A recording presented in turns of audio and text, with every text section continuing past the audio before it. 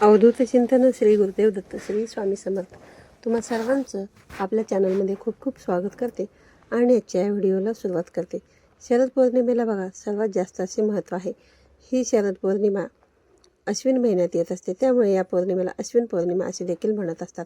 या शरद पौर्णिमेच्या दिवशी काही उपाय व काही सेवा केल्यास तर बघा त्या सेवेसोबतच आपल्याला या दिवशी काही चुका देखील करायच्या नाही आहेत. भरपूर वेळा आपल्याला बघा काही गोष्टी माहीत नसतात आणि आपल्याकडून या चुका होऊन जातात. कोजागिरी पौर्णिमेच्या दिवशी आपण आपल्या घरामध्ये काही भाज्यांचे सेवन देखील करायचे नसते. तर अशा काही गोष्टी आहेत की बघा ज्या आपण आपल्या घरामधून चुकूनही कोणाला द्यायच्या नाहीत.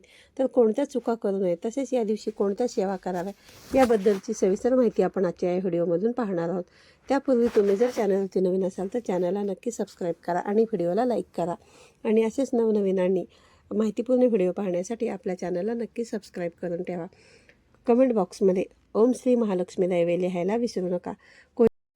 कोजागिरी पौर्णिमेच्या दिवशी या दिवशी बघा सर्व ठिकाणी दूध देखील रात्री आटवले जातात. आता बघा या दिवशी आपण आपल्या घरातील अशा काही वस्तू आहेत की बघा ज्या कोणालाही द्यायच्या नाही. त्यामध्ये सर्वात महत्त्वाची गोष्ट म्हणजे आपल्या घरातील झाडू. झाडू बघा साक्षात माता लक्ष्मी स्वरूप असते. आपल्या घरातील झाडू आपण जर कोणाला दिला तर आपल्या घरातील लक्ष्मी माता निघून जात असते व आपल्या घरामध्ये अलक्ष्मीचा वास होत असतो. बघा सहसा झाडू आपल्याकडे कोणी मागत नाही, पण शेजारी नवीन कोणी राहायला आले असेल तर अशा व्यक्तींना आपण झाडू देत असतो. पण असा झाडू आपण कोणालाही द्यायचा नाही. नेहमी ही गोष्ट लक्षात ठेवायची आहे. तसेच कोजागिरी पौर्णिमेच्या दिवशी तुम्ही तुमच्या घरातील तुम्हाला जर झाडू टाकून द्यायचा असेल तर या दिवशी चुकूनही टाकून देऊ नका. आपण बघा आपल्या घरामधील झाडू टाकून दिला तर आपल्या घरातील माता लक्ष्मीही निघून जात असते. तसेच बघा आपल्या घरामध्ये अशा काही वस्तू असतात की ज्या माता लक्ष्मी स्वरूप असतात. बघा तांदूळ असतील, पीठ असेल, साखर असेल, या ज्या 3 गोष्टी आहेत त्या आपण या दिवशी कोणालाही द्यायच्या नाही आहेत. उलट बघा या 3 वस्तू आपण घरामधून कधीही संपूसुद्धा द्यायच्या नाहीत. या वस्तू संपण्या अगोदरच आपल्या घरामध्ये आपल्याला आणायच्या आहेत. आपण जर बघा अगोदरच आणून ठेवलं तर आपल्या घरामध्ये माता लक्ष्मी ही सदैव राहते. आणि आपण बघा अगदी वस्तू संपल्यानंतर बघ परत काही दिवसांनी त्या वस्तू आणल्या तर आपल्या घरामध्ये गरिबी व दारिद्र्य येत असते असे म्हणतात. त्यामुळे या माता लक्ष्मी स्वरूप असलेल्या वस्तू आपण कधीही कोणाला द्यायच्या नाहीत.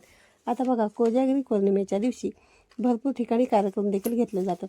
बघा कोणाचा गृहप्रवेश असेल किंवा दुसरा कोणताही कार्यक्रम असेल, अगदी वाढदिवस देखील असेल किंवा अगदी छोटासा दुसरा कोणताही कार्यक्रम असो, पण या दिवशी आपण बघा आपल्या घरामधील अशा काही वस्तू आहेत की त्या आपण त्या लोकांना द्यायच्या नाही किंवा अगदी तुम्ही दुकानामधून घेऊन देखील त्या वस्तू द्यायच्या नाही. तर सर्वात महत्त्वाची म्हणजे आपल्या घरामध्ये असणारे देवतांचे फोटो किंवा माता लक्ष्मीची मूर्ती असेल तर बघा ती देखील आपण कोणालाही द्यायची नाही. अगदी तुम्ही बाजारामध्ये जरी गेला तरी ती वस्तू खरेदी करून जरी गेली तरी ती पण वस्तू आपण कोणालाही द्यायची नाही. कारण की बघा आपण जर देवता स्वरूपामध्ये असलेल्या वस्तू दिला तर आपल्या घरामधील माता लक्ष्मी निघून जाते असते. त्यामुळे तुम्हाला द्यायचंच असेल तर मग तुम्ही दुसऱ्या कुठल्या वस्तू गिफ्ट देऊ शकता, कपडे देऊ शकता, त्यानंतर साड्या देऊ शकता किंवा आणखीन दुसऱ्या कुठल्या वस्तू देऊ शकतात. पण बघा जे काही शोच्या संदर्भातले सजावटीच्या वस्तू आहेत या तुम्ही देऊ शकता. पण बघा या देवता स्वरूपाच्या मधील ज्या काही वस्तू आहेत त्या आपल्याला द्यायच्या नाहीत. अगदी आपली सख्खी बहीण असेल, सक्का भाऊ असेल तरी देखील बघा आपण तिला चांदीची लक्ष्मीची मूर्ती असेल किंवा मग दुसरी कोणतीही चांदीची वस्तू देवता स्वरूपामध्ये असेल, ताम्हण असेल, गडवं असेल, तर हे या ज्या वस्तू आहेत ना तर त्या आपल्याला कोणालाही द्यायच्या नाहीत.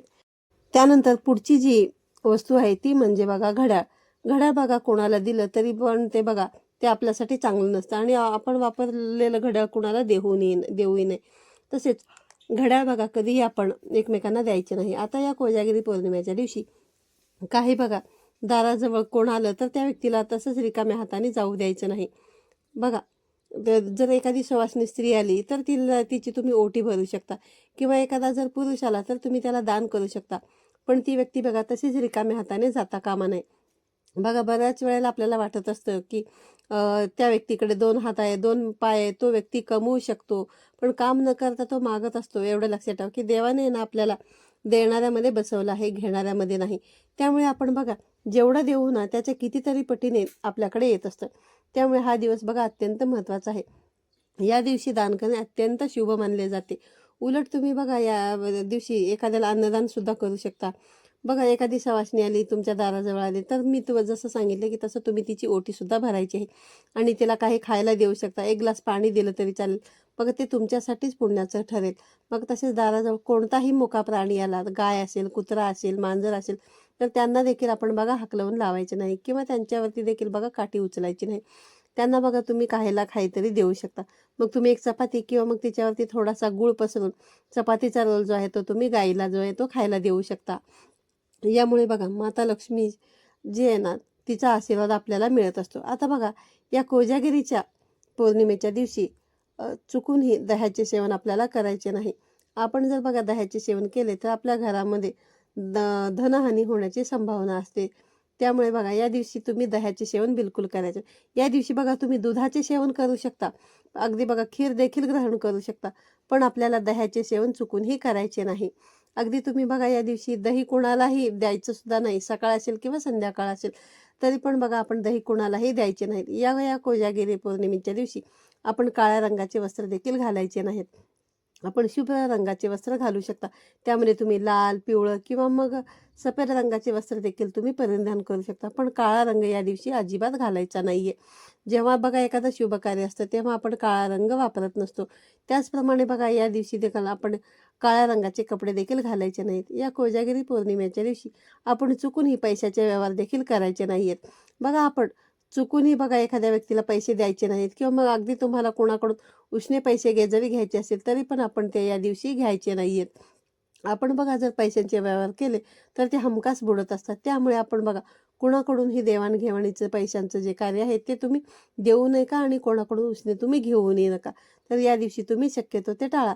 एखादी नवीन वस्तू बघा तुम्हाला तुमच्या घरामध्ये आणायची असेल तर मग बा तो दिवस अत्यंत शुभ आहे. पण आपण या दिवशी बघा पैसे उधार हे कोणालाही द्यायचे नाहीयेत. आपण उधार दिले तर आपल्या घरामध्ये धनहानी होण्याची दाट शक्यता असते. त्यामुळे या गोष्टींची काळजी घ्यायची आहे. बघा आता या दिवशी आपल्याला काही भाज्यांचे देखील सेवन करायचे नाहीये. आता कोजागिरी पौर्णिमेच्या दिवशी काही ठिकाणी बघा महिला व्रत देखील करत असतात, उपवास देखील करत असतात. आता बघा तुमच्याकडे जर उपवास करत नसतील तर मग बघा आपण आपल्या घरामध्ये आहे ना कांदा लसूण हा जो आहे ना खाण्यासाठी वर्ज्य केला पाहिजे. कारण कांदा लसूण हा तामसिक आहारामध्ये मोडला जातो. त्यामुळे याचं सेवन सुद्धा करणे आपल्याला टाळायचे आहे. त्यानंतर दुसरी भाजी म्हणजे कोबीची भाजी. कोबीची भाजी सुद्धा बघा तामसिक आहारामध्येच मोडत असते. त्यामुळे कोबीच्या भाजीचे सेवन देखील आपल्याला या दिवशी चुकूनही करायचे नाही. त्यानंतर मांस, मच्छी, मटण याचे देखील सेवन आपल्याला या दिवशी करायचे नाही. बघा आता नवरात्र चालू होती ना त्यामुळे बघा भरपूर ठिकाणी मांसाहार बंद होता आणि त्यानंतर बघा मांसाहार करायला सुरुवात देखील झाली असेल. पण आपण बघा कोजागिरी पौर्णिमेच्या दिवशी हे टाळायचं आहे. अगदी तुमच्या घरातील एखादा व्यक्ती बाहेरून मांसाहार करून येणार असेल तरी पण त्या व्यक्तीला तुम्ही सांगायचं की ती व्यक्ती जरी बघा बाहेरून मांसाहार करून घरामध्ये येत असेल तर बघा आपण जे काही पूजा करतो, जे काही सेवा करत असतो ती सेवा ही बघा फलदायी ठरत नाही. त्यामुळे या गोष्टीची तुम्हाला काळजी घ्यायची आहे. तसेच बघा अगदी पौर्णिमेचा जो दिवस आहे त्याच्या अगोदरचा जो दिवस आहे त्या देखील आपण मांसाहार हा वर्ज्य करायचा आहे. आणि बघा रात्री देखील कांदा लसूण चुकूनही खायचा नाही. तसेच बघा या दिवशी वांग्याची भाजी देखील सेवन करायची नाही. कारण की वांग्याची भाजी देखील बघा तामसिक आहारामध्येच मोडत असते.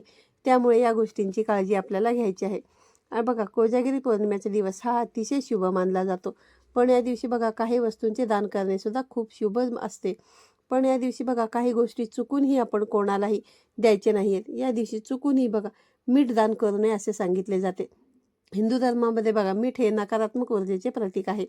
अशा परिस्थितीमध्ये या दिवशी मीठ दान केल्यास समस्या उद्भवू शकतात. बघा आता आपल्या जवळपास अशा काही व्यक्ती असतात की त्या दुष्कृत्य करत असतात किंवा घरामध्ये काही वाईट बोलत असतात. तर बघा अशा वाईट व्यक्तींसोबत सुद्धा बघा या दिवशी आपल्याला आहे ना जास्त व्यवहार करायचा नाही, जास्त त्यांच्या संबंधामध्ये राहायचं नाही किंवा त्यांच्या घरी आपल्याला जेवण देखील करायचं नाही. आपण बघा जर असे केले तर आपण देखील बघा पापाचे भागीदार होत असतो व आपण जे काही पुण्य करत असतो त्याचे देखील आपल्याला फळ जे आहे तर ते मिळत नाही. त्यामुळे या गोष्टींची काळजी जी आहे तर ती आपल्याला घ्यायची आहे. तसेच या दिवशी बघा आपण आपल्या घरामध्ये भांडण, तंटे, वादविवाद हे देखील चुकूनही करायचे नाही आहेत. त्यामुळे बघा आजच्या या व्हिडिओमध्ये मी तुम्हाला कोजागिरी पौर्णिमेच्या दिवशी काय करायला पाहिजे आणि काय नाही याबद्दलच्या सविस्तर माहिती आजच्या व्हिडिओमध्ये देण्याचा प्रयत्न केलेला आहे. व्हिडिओ आवडल्यास व्हिडिओला लाईक करा, शेअर करा. पुन्हा भेटूया अशाच एका नवीन आणि माहितीपूर्ण व्हिडिओमध्ये. तोपर्यंत सर्वांना श्री स्वामी समर्थ.